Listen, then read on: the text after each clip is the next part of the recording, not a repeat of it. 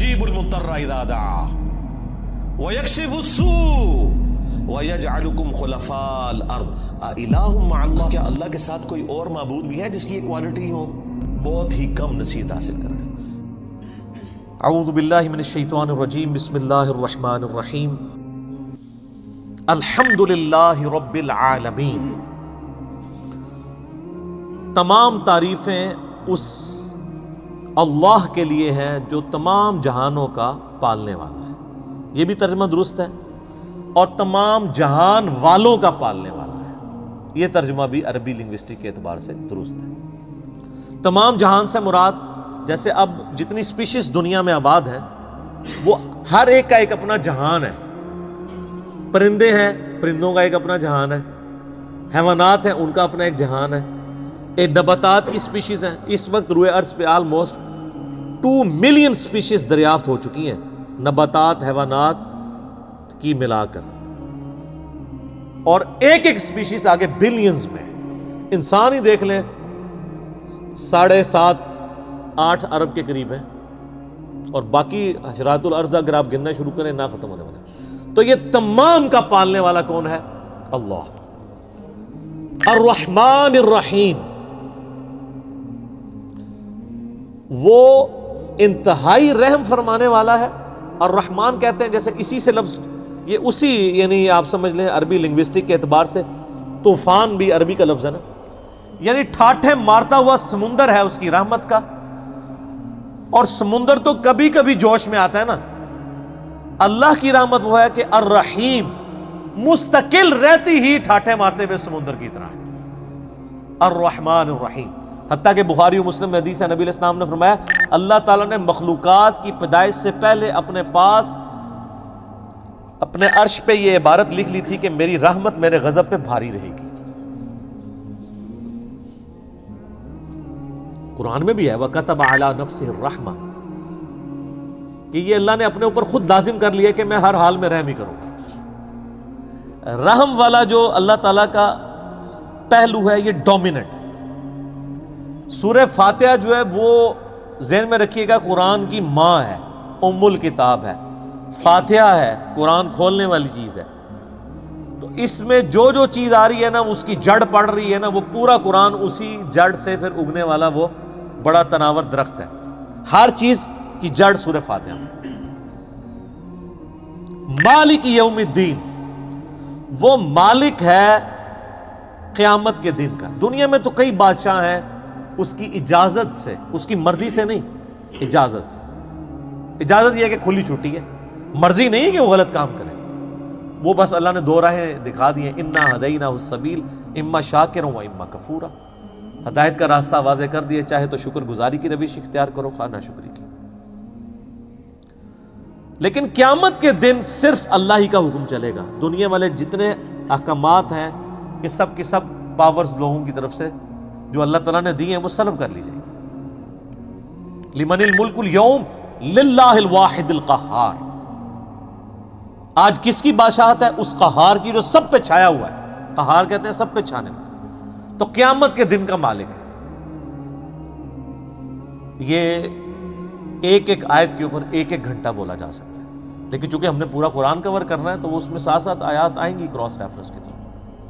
ایاک نعبد و ایاک نستعین۔ تعریف کرنے کے بعد اے اللہ ان ساری چیزوں کے ہوتے ہوئے حق تو یہ ہے کہ عبادت بھی تیری ہوگی، دعا بھی تجھی سے کی جائے گی۔ اے اللہ ہم صرف تیری ہی عبادت کرتے ہیں اور کرتے رہیں گے، تجھی سے مدد مانگتے ہیں اور تجھی سے مانگتے رہیں گے، کیونکہ یہ مضارع کا صیغہ ہے جو کنٹینیوشن ہے۔ پریزنٹ ٹینس اور فیوچر ٹینس عربی میں ایک ہی ہوتا ہے، ہمارے تو 3 ہوتے ہیں نا اردو میں اور انگلش میں، پاسٹ، پریزنٹ اور فیوچر۔ عربی میں فیوچر اور پریزنٹ کے لیے ایک ہی صیغہ استعمال ہوتا ہے، وہ یہاں پہ استعمال ہوا ہے، ایاک نعبد و ایاک نستعین۔ اور اگر اس کو دعائیہ بنائیں گے جس طرح کہ اعلیٰ حضرت نے ترجمہ کیا ہے، احمد بریلوی صاحب نے، انہوں نے بہت زبردست ترجمہ کیا۔ انہوں نے کہا اے اللہ ہم صرف تیری ہی عبادت کریں اور صرف تجھی سے مدد چاہیں۔ یہ علیحدہ بات ہے کہ وہ خود اور ان کے ماننے والے غیر اللہ سے بھی مانگتے رہے ہیں، ترجمہ ٹھیک کیا ہے۔ اسی لیے میں کہتا ہوں قرآن میں کوئی چیز نہیں داخل ہو سکتی، قرآن کا ترجمہ فٹ ہے۔ آپ کسی کا اٹھا کے دیکھیں، ترجمہ سب نے ٹھیک کیا ہوا ہے۔ اچھا، عبادت میں تو دعا بھی شامل ہے۔ جامعہ ترمذی میں حدیث ہے، سنن نسائی میں حدیث ہے، ابن ماجہ میں، الدعاء هو العبادہ، دعا عبادت ہے۔ تو جب دعا عبادت ہے تو ایاک نعبد میں دعا شامل تھی، یہ پھر ایاک نستعین کیوں آیا؟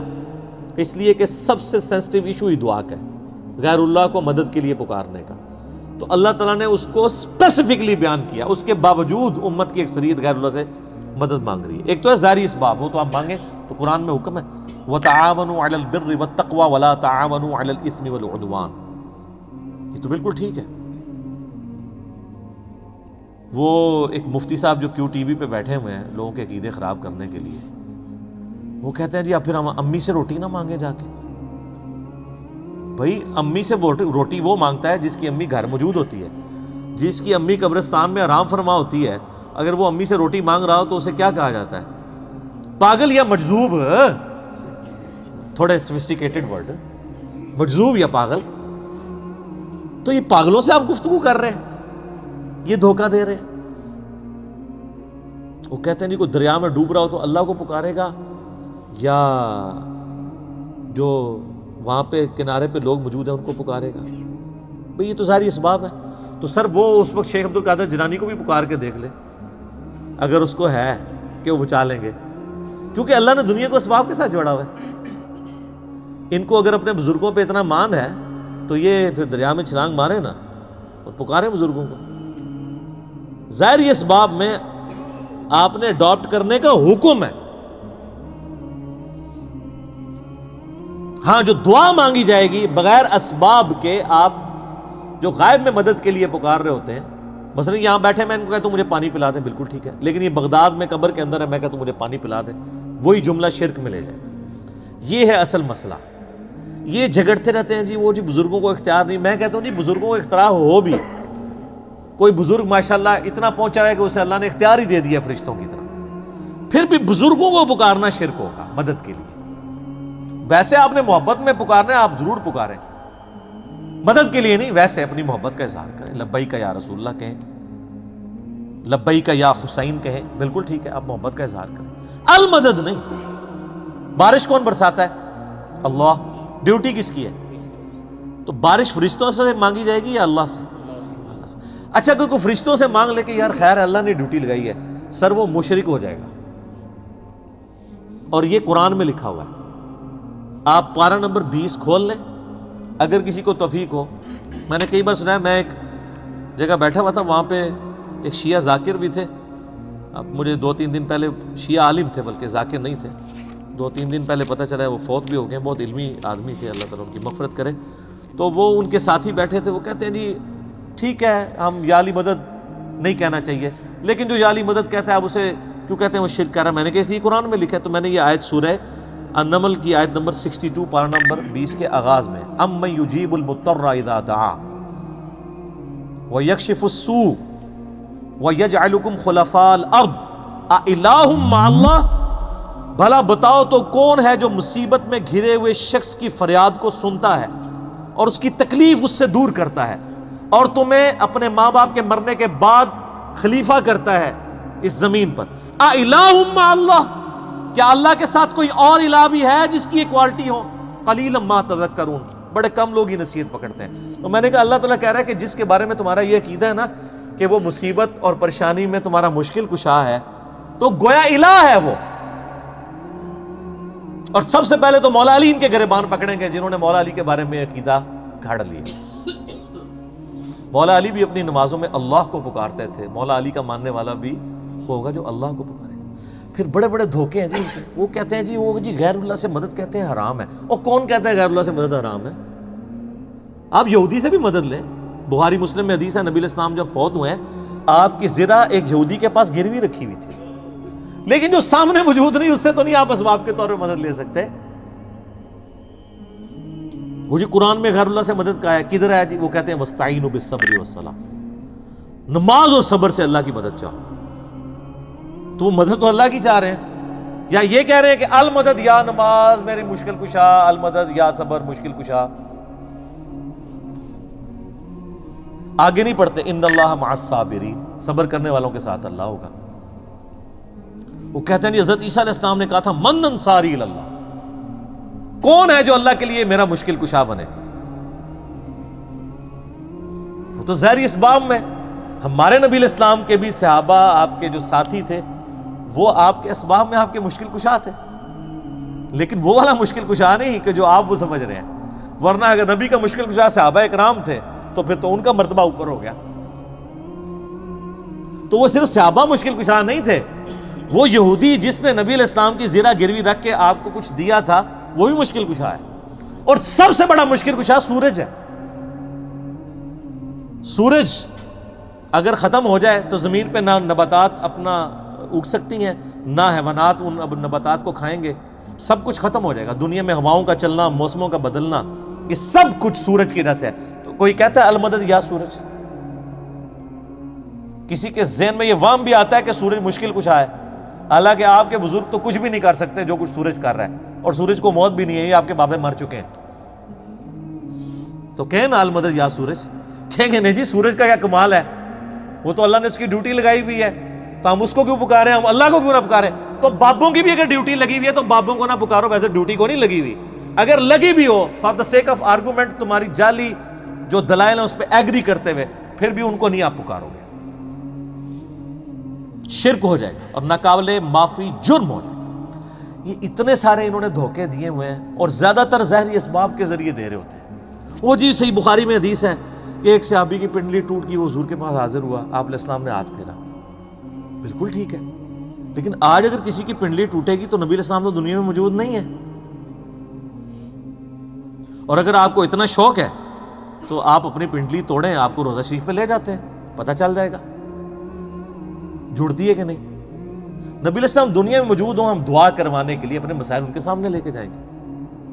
تو اس میں کافی سارے دھوکے ہیں۔ میں نے 2.25 گھنٹے کا لیکچر دیا ہے دعا صرف اللہ ہی سے، مسئلہ نمبر 3 میرا ریسرچ پیپر نمبر 3 بھی ہے، دعا صرف اللہ ہی سے، جو ہزاروں لوگوں کے عقیدہ توحید کی اصلاح کا سبب بنا ہے، اسی کی ایکسٹینشن ہے مسئلہ نمبر 43 وسیلہ اور توسل کے صحیح احکام و مسائل۔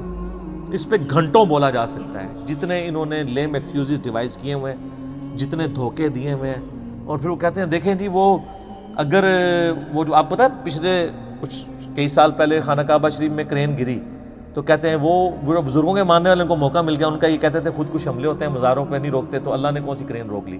اور اللہ کا تو دعویٰ ہی کہیں نہیں ہے کہ میں روکوں گا۔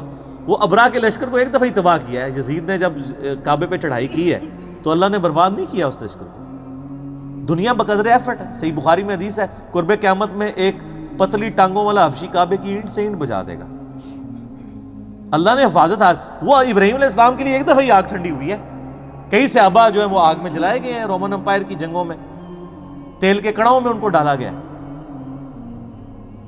لیکن آپ کا دعویٰ ہے کہ آپ کے بزرگ سب کچھ کر سکتے ہیں۔ ہم کہتے ہیں پاکستان کی بجلی پوری کر دیں۔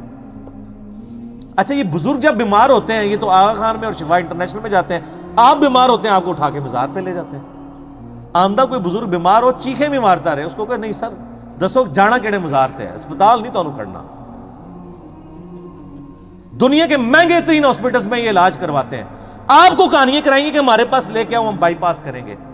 کوئی دنیا کا بزرگ جو ہے وہ مجھے ختنہ کر کے بتائے، بائی پاس تو بہت بڑی چیز ہے، بلیڈ مارے بغیر، کیونکہ بائی پاس تو بغیر بلیڈ کے کرتے ہیں نا، وہ سب جھوٹ فراڈ، اور صحیح ہو رہا ہے آپ کے ساتھ، کیونکہ آپ نے دین بین لوگوں کے حوالے کیا ہوا، تو دیکھیں پھر آپ کے ساتھ کیا کر رہے ہیں۔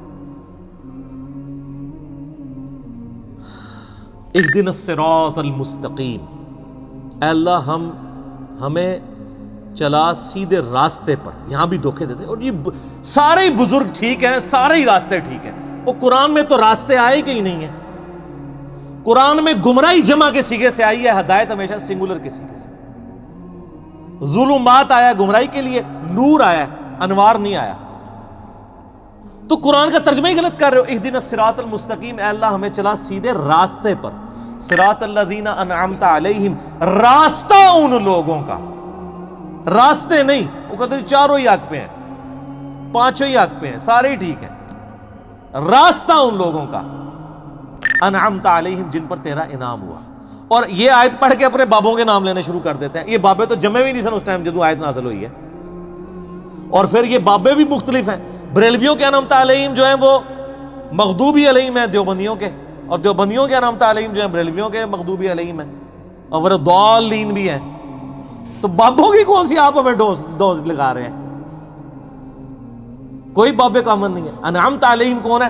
وہ سر سورہ النساء کی آیت نمبر 69 میں ہے، من النبیین والصدیقین والشہداء والصالحین. نبی ہیں، صدیقین ہیں، شہداء ہیں، صالحین ہیں. لیکن صالحین کون؟ ڈیفینیٹ تو صرف صحابہ اور اہل بیت ہے. اس کے بعد صرف ہماری اسیسمنٹس ہیں، اللہ کو پتہ ہے، کیونکہ وہی کا معاملہ ہے.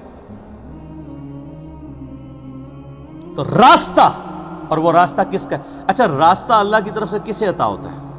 بابے کو یا پیغمبر کو؟ اللہ کے کھاتے میں تو بابا کوئی ہوتا ہی نہیں ہے، پیغمبر ہی ہوتے ہیں، باقی سب فالوور ہوتے ہیں. لیڈر ایک، یہاں تو ان کو انہوں نے لیڈر بنا دیا ہوا نا، یہ فالوور تھے. اور وہ سر مسند احمد میں صحیح سند سے حدیث ہے، مشکات کی آپ کو پہلی جلد میں ملے گی. نبی علیہ السلام نے زمین پہ ایک لکیر کھینچی، ارد گرد ٹیڑھی لکیریں کھینچی، اور آپ نے وہ سیدھی لکیر پر انگلی رکھ کے سورہ الانعام کی آیت پڑھی، وَأَنَّ هَذَا صِرَاطِي مُسْتَقِيمًا، اور یہ کہ یہ ہے سیدھا راستہ جو میرا ہے، جو بالکل سیدھا ہے، مستقیم ہے، اسی کی پیروی کرو، ادھر ادھر کے راستوں کی پیروی مت کرنا، وہ تمہیں بہکا دیں گے. یہ ہے وہ چیز جس کی اللہ تمہیں وصیت کرتا ہے.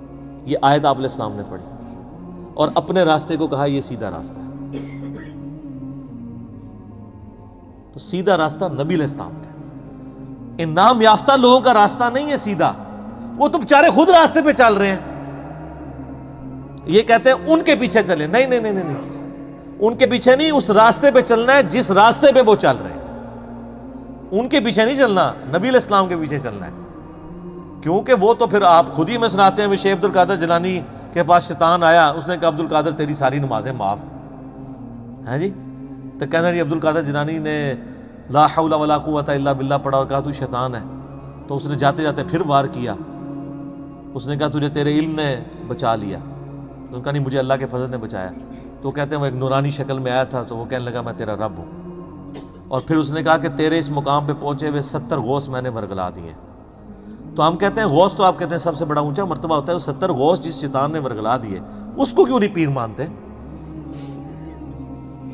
اور وہ جو 70 غوثوں کے ماننے والے لاکھوں مرید تھے، وہ تو کہہ رہے تھے ہمارے بزرگ ہمیں بخشوائیں گے. وہ بزرگ تو خود اللہ کے فضل سے دوزخ پہنچے ہوئے ہیں، وہ شیطان نے ورگلا دیا. تو تسی کتنے جاؤ گے؟ تو سر پیروں نو پھڑو جنہوں اللہ نے تہاڈا پیر بنایا. ما ضل صاحبکم وما غوا، تمہارے نبی نہ کبھی بہکے ہیں نہ کبھی بیرا چلے، اس کو پیر مانو. سناتے خود ہیں اور انجینئرنگ پھر جب ہم کرتے ہیں ان کو سمجھ آتی ہے ہمارے ساتھ ہو کیا گیا. پھر اس کا غوثوں کا تو اعتبار ہی کوئی نہیں، 70 غوث جو رگڑے گئے نے، تو باقی کا کیا اعتبار ہے؟ تو نبی علیہ السلام کو اپنا امام مانے. تو صراط الذین انعمت علیہم نبی علیہ السلام کا راستہ. اچھا، بخاری مسلم میں ایک حدیث ہے، ایک صحابی حاضر خدمت میں، یا رسول اللہ قیامت کب آئے گی؟ فرمایا کو تیاری کی ہے؟ کہ یا رسول اللہ بس موٹے موٹے فرض ہی پورے کرتا ہوں، زیادہ کوئی باتیں نہیں میرے پاس. یعنی باتوں سے مراد یہ نہیں ہے کہ نماز ہی نہیں پڑھتا ہوں، یعنی نفلی باتیں نہیں ہیں، کوئی نفلی روزے نہیں رکھتا، بہت تہجد اشراقیں نہیں پڑھتا، موٹا موٹا جو فرض دین ہے اس پہ چلتا ہوں. البتہ میں اللہ اور اس کے رسول سے محبت کرتا ہوں. تو نبی علیہ السلام نے فرمایا پھر اللہ اور اس کے رسول تیرے ساتھ ہوں گے. انس ابن مالک کے بخاری مسلم میں الفاظ ہیں کہ ہمیں اسلام لانے کے بعد پوری زندگی حضور کے کسی فرمان سے اتنی خوشی نہیں ہوئی جتنے اس فرمان سے ہوئی کہ جو اللہ اور اس کے محبوب سے محبت کرتا ہے اللہ اس کا محبوب اس کے ساتھ ہوں گے. اور پھر انس ابن مالک کے الفاظ ہیں بخاری کے اندر، اے اللہ میں رسول اللہ سے، ابو بکر سے، عمر سے محبت کرتا ہوں، گو میرے اعمال ان کے والے نہیں ہیں، لیکن پھر بھی تو قیامت والے دن مجھے ان کا ساتھ نصیب فرما. ہم بھی اللہ سے دعا کرتے ہیں کہ اللہ تعالیٰ قیامت الدن ہمیں نبی علیہ السلام، صحابہ کرام اور اہل بیت کا ساتھ نصیب فرمائے، آمین. تو یہ وہ لوگ ہیں انعمت علیہم. یہ انعمت علیہم پڑھ کے باپوں کے نام لینے شروع کر دیتے ہیں، فلانے علی سرکار، کاں علی سرکار، کتیاں علی سرکار، کوڑے علی سرکار، پتہ نہیں کیا کیا. یار میں کہتا ہوں جن کو بزرگ کلیم کر رہے ہیں ان سے نماز سنیں نا. یہ تجوید کے ساتھ نماز، ترجمہ تو آتا ہی نہیں ہے، تجوید کے ساتھ نماز بھی نہیں آپ کو سنا سکتے، جس میں عین، حا، غین، قاف، ثا، سین، صاد، ذال اس کا فرق کر سکیں. یہ آپ شروع ہی کریں گے کہ نہیں یہ تو انہوں نہیں آتا ہوئے گا. اور پھر کلیم کر رہے ہیں کہ آپ کو رسول اللہ تک پہنچائیں گے، جو خود نبی علیہ السلام سے کوسوں دور ہے۔ انعمت علیہم پھر کون ہوئے؟